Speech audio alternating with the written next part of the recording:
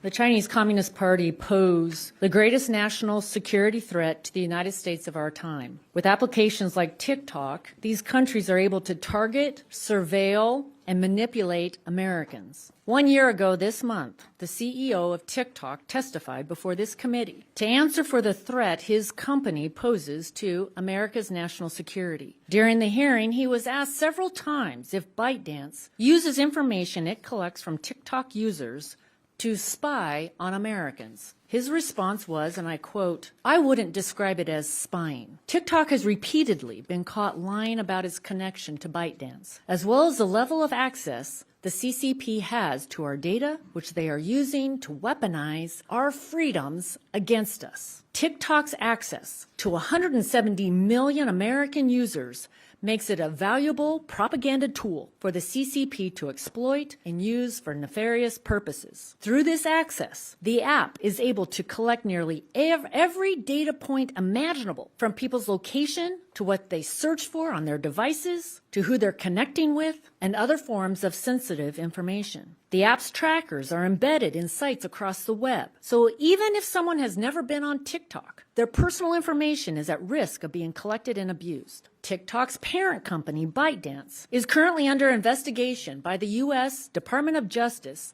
for surveilling on American journalists.